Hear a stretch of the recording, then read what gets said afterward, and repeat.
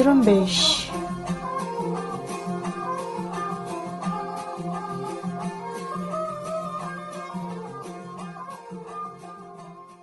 آج پیر جنوری کی 25 تاریخ اور سال 2021 ہے۔ یہ ریڈیو زرمبش اردو کی آواز ہے۔ آئیے خبریں سنتے ہیں۔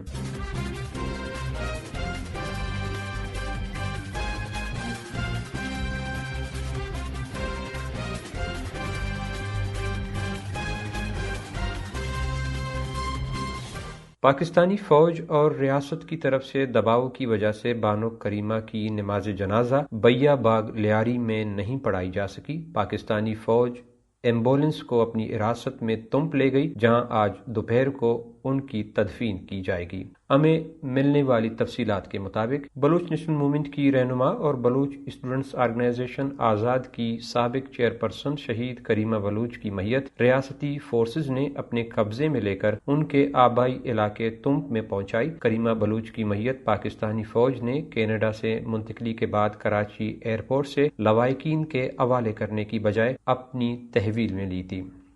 لوگوں کو تدفینی مراسم میں شرکت سے روکنے پر بلوچ یکجہتی کمیٹی نے آج بلوچستان بھر میں ہڑتال کی کال دے رکھی ہے۔ آخری اطلاعات آنے تک ریاستی فورسز نے کریمہ بلوچ کی جنازے میں شرکت کے لیے آنے والے قافلوں کو تمپ کی حدود میں داخل ہونے سے روک دیا تھا، جبکہ کیچ بھر میں موبائل سروس بھی معطل رکھا گیا۔ کیچ میں ڈی بلوچ کے مقام پر عوام کی بڑی تعداد نے جمع ہو کر میت کے ہمراہ تمپ جانے کی کوشش کی، لیکن ریاستی فورسز نے انہیں جانے سے روک دیا، جن میں بڑی تعداد میں خواتین اور بچے شامل تھے، جبکہ کراچی سے آنے والے قافلوں کو بھی روکا گیا۔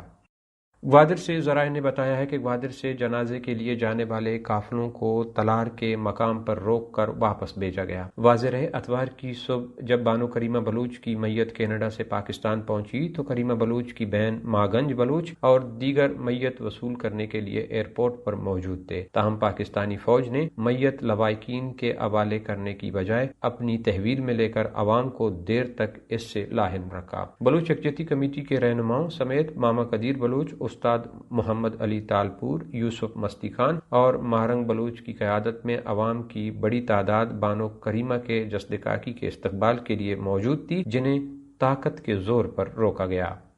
بلوچ یکجہتی کمیٹی کے طے شدہ پروگرام کے تحت بانو کریمہ کی نماز جنازہ اتوار کی صبح 10 بجے لیاری بیا باغ میں ادا کی جانی تھی۔ اس سلسلے میں تمام انتظامات مکمل کیے گئے تھے اور کریمہ بلوچ کی میت کو لینے کے لیے بلوچستان کے مختلف علاقوں سے بڑی تعداد میں لوگ کراچی پہنچے تھے، مگر جنازے کو سبوتاژ کرنے کے لیے پاکستانی فورسز کو بیا باغ میں تعینات کیا گیا تھا، جنہوں نے بیا باغ میں لوگوں کو اکٹھا ہونے سے روکا، جبکہ رینجرز کے اہلکار لاٹھیوں کے ساتھ کڑے پہرا دیتے رہے۔ اس کے باوجود بلوچ یکجہتی کمیٹی نے احتجاجی ریلی نکالی اور چاکی واڑہ میں غائبانہ نماز جنازہ ادا کی گئی، جس میں کثیر تعداد میں لوگوں نے شرکت کی۔ اس موقع پر بلوچ رہنماؤں نے کہا کہ ابتدائی طور پر یہ معلوم نہیں ہو سکا کہ بانو کریمہ کی میت کہاں پر ہے۔ میت کے ساتھ ان کی بہن اور داماد بھی فوج کی تحویل میں تھے۔ دن نکلنے تک کافی گھنٹے میت کو کراچی میں روکا گیا، پھر اسے کہیں فوجی گاڑیوں کے احاطے میں بلوچستان کے لیے روانہ کیا گیا، جسے پہلی دفعہ وندر میں دیکھا گیا۔ ریڈیو زرمبش اردو کے فیس بک صفحہ پر ایک ویڈیو شائع کی گئی ہے، جس میں بانو کریمہ کی میت کو لے جانے والی ایمبولینس کو ریاستی فورسز کے احاطے میں دیکھا جا سکتا تھا۔ بعض ایمبولینس کی متعدد تصاویر بھی سوشل میڈیا پر وائرل ہوئیں۔ ایک تصویر میں بانو کریمہ کی بہن ماگنج ایمبولینس کے ساتھ کڑی ہیں، جبکہ ایمبولینس کا دروازہ ادھ کھلا ہے، جس میں بانو کریمہ کی تابوت نظر آ رہی ہے۔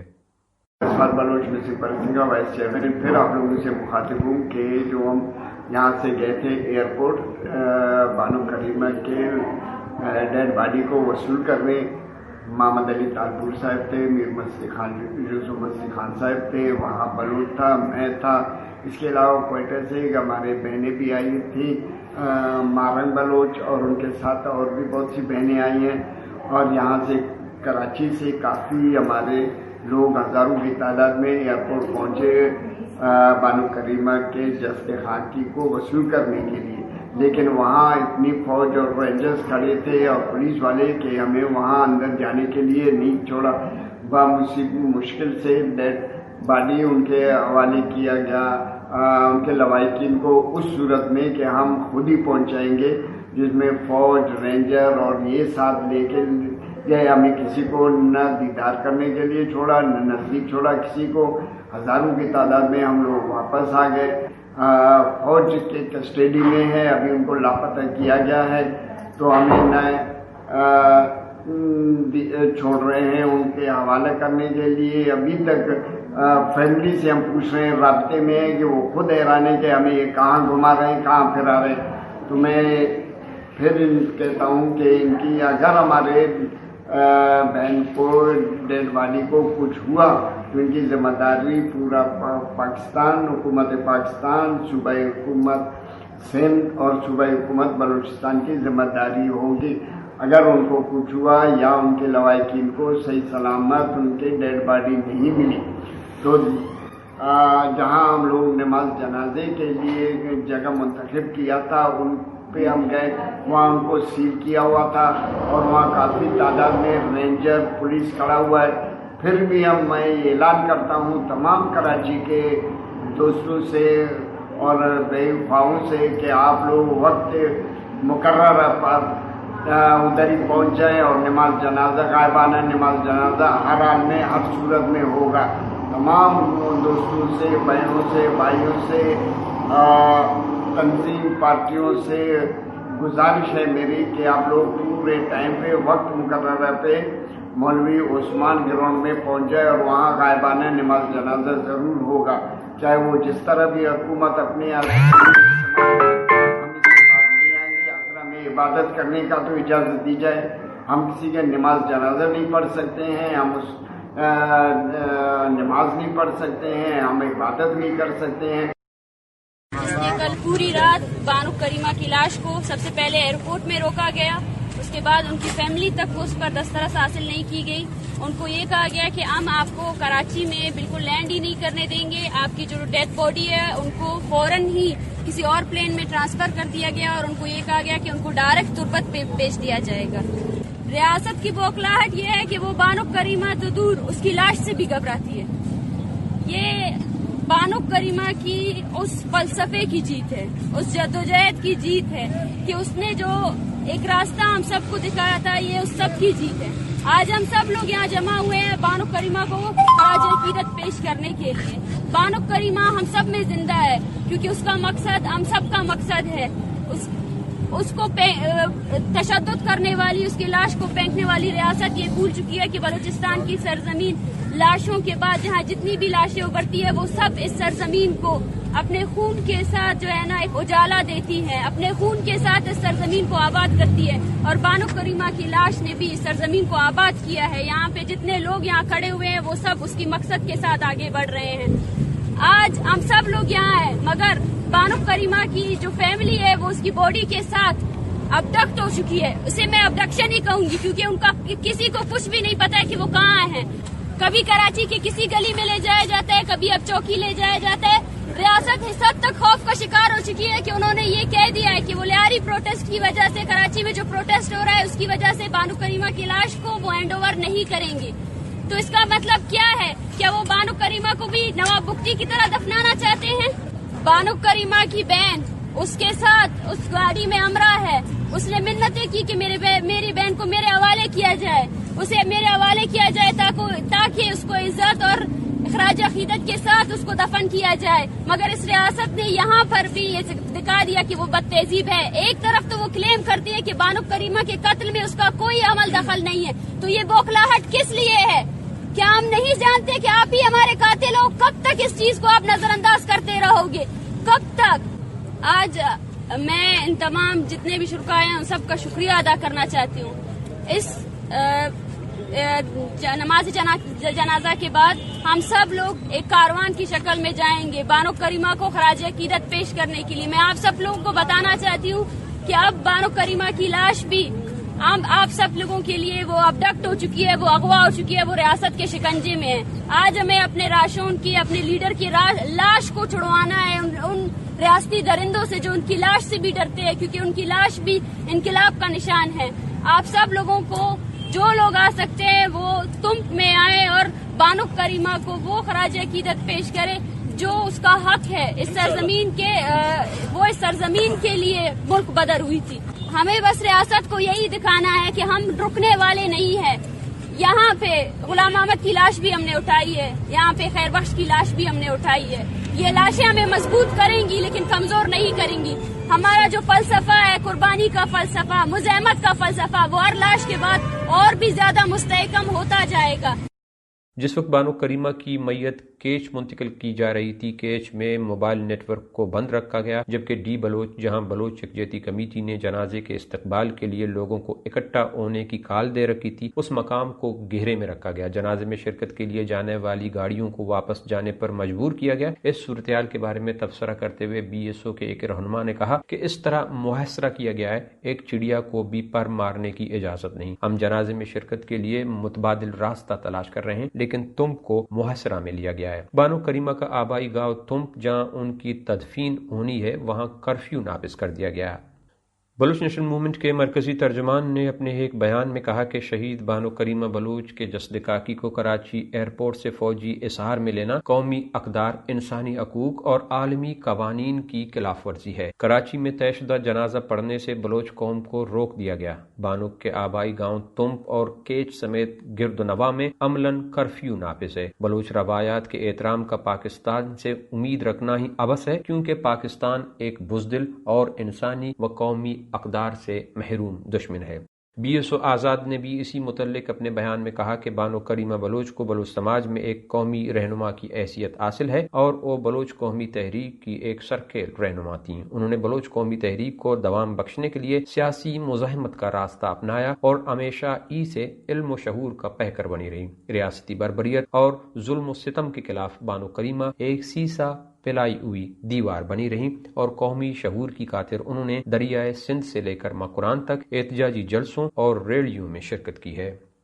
کیچ کے علاقے گورکوپ اور بلیدہ میں پاکستانی فوج کی فوجی جارحیت تاحال جاری ہے. ریڈیو زرمبش کو ملنے والی اطلاعات کے مطابق گورکوپ کے علاقے بکسر اور ریسو میں قابض پاکستانی فوج نے نئی چوکیاں قائم کی ہیں, جبکہ بڑی تعداد میں ریاستی فوجی دستوں کی نقل و حرکت بھی جاری ہے. اس دوران جگہ جگہ قائم ناکوں پر مقامی افراد کو روک کر تلاشی اور دیگر حربوں کے نام پر تضییق کا نشانہ بنایا جاتا ہے. دوسری طرف بلیدہ کے علاقے جاڑین میں بھی فوجی جارحیت تاحال جاری ہے. گورکوپ اور بلیدہ کے علاقوں میں جاری ریاستی فوجی جارحیت کو ایک ہفتے سے زائد کا عرصہ گزر چکا ہے, جس میں آئے روز شدت پیدا کی جا رہی ہے. سرماچاروں کی صفحے اول کی تنظیم بلوچستان لبریشن فرنٹ نے گزشتہ روز ضلع کیچ کے مرکزی شہر تربت میں FC چوکی پر دستی بم حملے کی ذمہ داری قبول کر لی. بلوچستان لبریشن فرنٹ کے ترجمان میجر گہرام بلوچ کا کہنا ہے کہ سرماچاروں نے دستی بم حملے میں قابض فوج کے 2 اہلکاروں کو ہلاک کیا. میجر گہرام بلوچ کا کہنا ہے کہ ضلع کیچ میں ہفتے کی دوپہر 1 بجے سرماچاروں نے تربت شہر میں فوجی چوکی پر دستی بم سے حملہ کیا. تربت سنگانی سر میں سرماچاروں نے فوجی چوکی پر دستی بم پھینکا, جس سے چوکی میں موجود 2 اہلکار ہلاک اور 1 زخمی ہوا. میجر گہرام بلوچ نے کہا دشمن فورسز پر حملے مقبوضہ بلوچستان کی آزادی تک جاری رہیں گے. یونائٹڈ بلوچ آرمی کے ترجمان مزار بلوچ نے بھی دشمن پر اپنی ایک کارروائی کی ذمہ داری قبول کرتے ہوئے کہا ہے کہ ہفتے کے روز 3 بجے کے وقت ان کے سرماچاروں نے قابض پاکستانی فورسز کے کانوائے پر اس وقت حملہ کیا جب وہ آرام کے غرض سے راستے میں کولو اور کاہان کے درمیانی علاقے ٹیننگوک کے مقام پر کڑی تھی. مزار بلوچ کے مطابق حملے میں ایک اہلکار موقع پہ ہلاک جبکہ نشانہ بننے والا دوسرا اہلکار شدید زخمی ہوا. گوادر میں بجلی کی لوڈ شیڈنگ کے خلاف عوام کی طرف سے احتجاجی مظاہرہ کیا گیا. شنکانی در گوادر کے مکینوں نے مکران کوسٹل ہائی وے پر رکاوٹیں کھڑی کر کے شاہراہ کو بند کر دیا. علاقہ مکینوں کے مطابق گزشتہ کئی روز سے علاقے میں بجلی منقطع کر کے لوگوں کو اذیت میں مبتلا رکھا گیا ہے. ان کا مزید کہنا تھا کہ علاقے کے ٹرانسفارمر پر لگے کنیکشنز میں سے صرف ایک صارف بل جمع نہیں کر رہا جبکہ باقی تمام لوگ باقاعدگی سے اپنا بل جمع کر رہے ہیں. ایک نادہندہ کی وجہ سے تمام علاقے کی بجلی منقطع کر دی گئی ہے. بجلی کی بحالی تک علاقہ مکینوں نے احتجاج جاری رکھنے کا اعلان کیا. مستونگ میں بدرنگ چیک پوسٹ کے قریب مزدہ اور کار میں تصادم کے نتیجے میں کار ڈرائیور ہلاک جبکہ خاتون سمیت 3 افراد زخمی ہوئے ہیں. ہلاک اور زخمی ہونے والوں کا تعلق پشین سے ہے. سوراب میں پیٹرول پمپ کے کمرے میں گیس لیکیج کی وجہ سے 2 افراد ہلاک اور 2 بے ہوش ہو گئے ہیں. واقعہ آجیکا کے مقام پر موجود پیٹرول پمپ میں پیش آیا جہاں پمپ پر کام کرنے والے افراد گیس ہیٹر جلتا چھوڑ کر سو گئے تھے.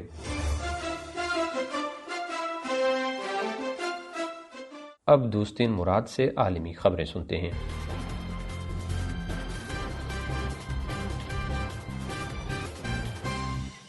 پاکستان کے سابق صدر اور پیپلز پارٹی کے شریک چیئرمین آصف علی زرداری نے کہا ہے کہ پاکستان میں اپوزیشن متحد ہے اور حکومت پر ہر طرف سے وار کریں گے، کیونکہ ملک شدید خطرات میں ہے اور حکمران کوئی بڑا بلنڈر کر سکتے ہیں۔ انہوں نے کہا کہ حکومت کو گھر بھیجنا اس وقت بہت ضروری ہو چکا ہے۔ اناڑی حکمرانوں کی نااہلی سے ملک کسی بڑے حادثے کا شکار ہو سکتا ہے۔ سابق صدر نے مزید کہا کہ پی ڈی ایم متحد ہے، حکومت گرانے کے تمام آپشنز بتدریج استعمال کریں گے۔ آصف زرداری نے یہ بھی کہا کہ اگلے چند مہینے ملکی سیاست کے مستقبل کے لیے بہت اہم ہے، حکمرانوں کو اب مزید کورونا وائرس کے پیچھے چھپنے نہیں دیں گے۔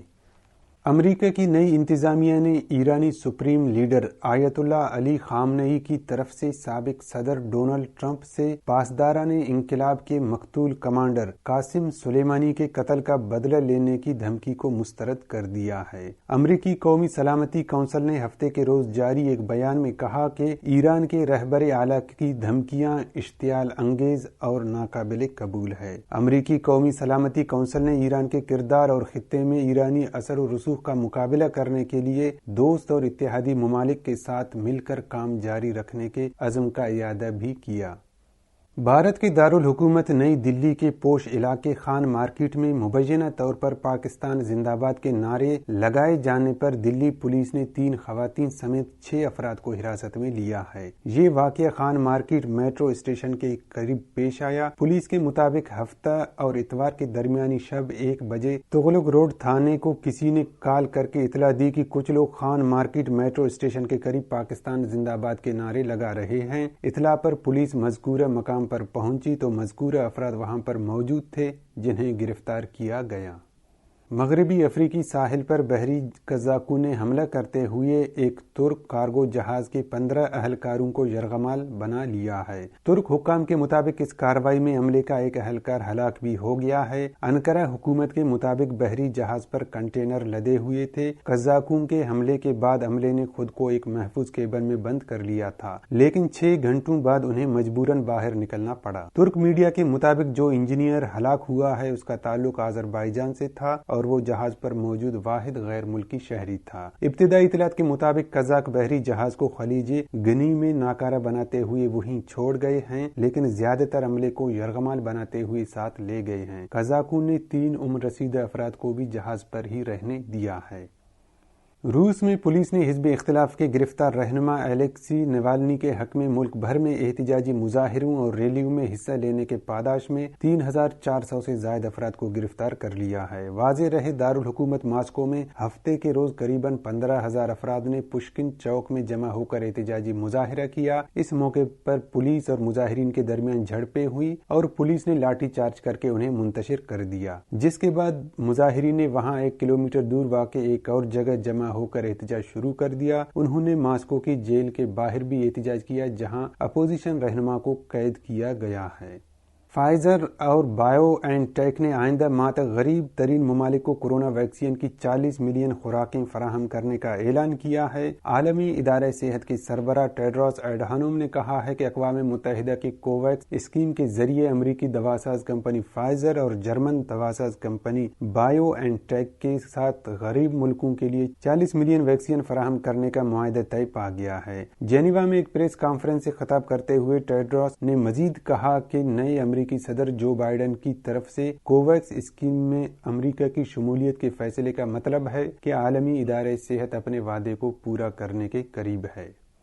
چین میں ایک سونے کی کان میں پھنسے مزدوروں میں سے 11 کو حادثے کے 2 ہفتے بعد زندہ بچا لیا گیا ہے۔ واضح رہے 2 ہفتے قبل 10 جنوری کے روز چینی صوبے شانڈونگ میں واقع سونے کی ایک کان میں نامعلوم وجوہات کی بنا پر ایک دھماکہ ہوا تھا اور 22 کارکن 600 میٹر گہری سرنگ میں پھنس کر رہ گئے تھے۔ اس حادثے کے 1 ہفتے بعد امدادی کارکنوں کو یہ معلوم ہوا تھا کہ کم از کم 11 متاثرہ افراد زیر زمین زندہ ہیں۔ حکام نے کارکنوں کی زندہ ہونے کی تصدیق ہوتے ہی बड़े पैमाने पर इमदादी सरगर्मियां शुरू कर दी थी, ताहम 600 मीटर गहराई में फंसे इन मजदूरों को बचाने के अमल में कई रुकावटें हायल थी। जुमेरात के रोज रेस्क्यू एहलकारों ने इस खदशे का इजहार किया था कि कान में बहुत ज्यादा मलबा होने के बायस मजदूरों तक पहुंचने में कम से कम 2 हफ्ते लग सकते हैं। ताहम इन खदशात के बरअक्स ये काम 3 रोज में मुकम्मल कर लिया गया।